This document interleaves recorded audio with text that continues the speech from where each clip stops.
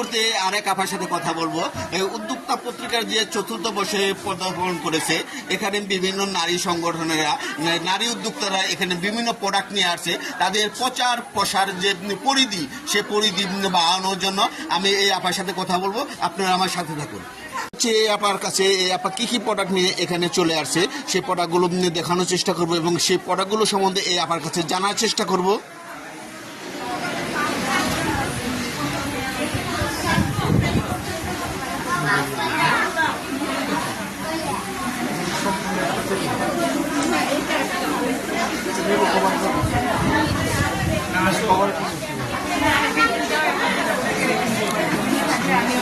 আসসালামু আলাইকুম। আপনি সাধারণত কি কি প্রোডাক্ট নিয়ে এখানে কাজ করে? আসসালামু আলাইকুম, আমি আহমেদ রিনা। আমার একটা পেজ আছে, আমার নামে আমি নামকরণ করেছি রিনাস কিচেন। থাকি হচ্ছে ঢাকা মালিবাগ চৌধুরীপাড়া, ওখান থেকে আজকে এখানে আসা। ধন্যবাদ উদ্যোক্তা পত্রিকাতে আমাদের এরকম একটা প্ল্যাটফর্ম তৈরি করার জন্য, থ্যাংক ইউ। তো আমি বিশেষ করে অনেক ধরনের আমি আচার নিয়ে বেসিক্যালি কাজ করি। তার মধ্যে কচিপুতির আচারটা হচ্ছে আমার ফেমাস হয়েছে আমার। তো সব জায়গা থেকেই আমার কচিপুতিতে অর্ডার আসে। প্রথমে তো আমি আসলে কচিপুতি কাউকে বোঝাতে পারিনি, তো সবাইকে ফ্রি খাওয়ায় তারপরে আমি সবার কাছ থেকে আর মন জয় করেছি। তো এখন আমি ঢাকাতে তো সেল করি, ঢাকার বাইরেও আমি সেল করে থাকি আলহামদুলিল্লাহ। এই যে আপনি যে উদ্যোক্তা হয়ে এই সবাইকে ফ্রি খাওয়ায় যে মানুষের মুখে যে একটা টেস্ট এবং মজার যে একটা আবরণ দিয়েছেন, এখন কেমন সাড়া পাচ্ছেন বা আপনি মার্কেটের চাহিদা কেমন? ফ্রি খাওয়ানো মানে যে মার্কেটিং করা, আর আমরা উদ্যোক্তা যারা তারা করে নতুন একটা উদ্যোগ নিয়ে সামনে রেডি করে নিয়ে আসবো, এটা তো আমরা মার্কেটে ঘুরে ঘুরে করতে পারি না।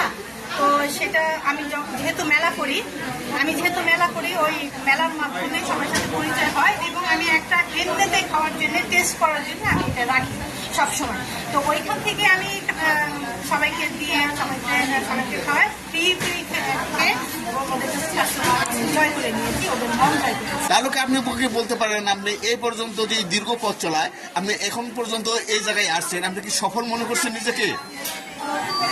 আলহামদুলিল্লাহ, অবশ্যই আমি সফল মনে করি, কারণ আমি যদি সফল মনে না করতাম তাহলে আমি এত বড় বড় জায়গায় এসে বা আপনাদের সামনে এসে দাঁড়িয়ে কথা বলার সাহস আমি। আর উদ্যোক্তা মানেই হচ্ছে বিশাল একটা ধৈর্যের ব্যাপার। ধৈর্য ছাড়া উদ্যোক্তা হওয়া যায় না। এটা তো প্রথম আমাদের উদ্যোক্তার লাইনের মেন লাইন হয়েছে ধৈর্য ধরা। এবং অনেকের কাছ থেকে অনেক ধরনের কথা শুনে থাকবেন, কিন্তু ওইটা আপনি রিয়াকশন করা যাবে না, ওইটা ধৈর্য সরকার হজম করতে হবে। আর হজম করার মানেই আমাদের সমাজে একটা কথা আছে, ছেলেরা সব কাজ করতে পারে, মেয়েরা এই কাজ করতে পারবে না। সেটা আপনি কি মনে করেন?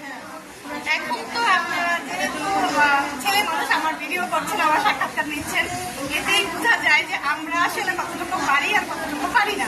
হ্যাঁ, এখন আপনারাই প্রমাণ করবেন যে আমরা পারি কি পারি না। বর্তমান নারীরা যে পারে সেগুলোর অ্যাভেলেবেল প্রমাণ আছে, বা বিভিন্ন ক্ষেত্রে গেলে বোঝা যায় মেয়েরা এখনো ছেলেদের সাথে খুব একটা পিছিয়ে নেই। এবং আমিও দোয়া করি আমার এই সেকান্দা বক্সী ফেসবুক পেজের মাধ্যমে আপনাদের প্রচার প্রচারণা আরও দীর্ঘায়িত হবে। আমি আপনাদের পাশে থাকতে পারলে আমি নিজেকেও অনেকটা ধন্য মনে করি। আমি দীর্ঘ 1.5 বছর 2 বছর যাবৎ এই নারী উদ্যোক্তা নিয়ে কাজ করছি বিভিন্ন প্ল্যাটফর্মে। আর আপনাদের উন্নতি সাফল্য কামনা করি। এই দীর্ঘ পথ চলার যেন আরও সামনে সহজতর হয়ে যায়। এবং আপনি যে কাজ করছেন, আপনি ফ্যামিলি এবং আপনার আশেপাশে থেকে কোনো প্রতিবন্ধকতা পাচ্ছেন কিনা সেটা একটু বলবেন। এইটা তো বেসিক্যালি এটা পেতেই হয়, ওইটাকে জয় করাই একটা লক্ষণ। আর ওইটা আমরা যদি ধরে রাখি বা যদি ধরে রাখে তাহলে পিছনেই থাকতে হবে। আর একটা কথা সবাইকে বলতে চাই, উদ্যোক্তা মানেই কিন্তু উদ্যোগ না। এখন আপনাকে যত উদ্যোগ দিবেন তত আপনাকে পিছনে মানুষ টেনে ধরবে, কিন্তু ওই টেনে যারা ওভারকাম করে সামনে এগিয়ে আসবেন তাতে আপনি সফল হতে পারবেন। ঠিক আছে, ভালো থাকবেন। অনেক কথা হলো, এগিয়ে যান। ধন্যবাদ, দোয়া রাখবেন। আল্লাহ হাফেজ।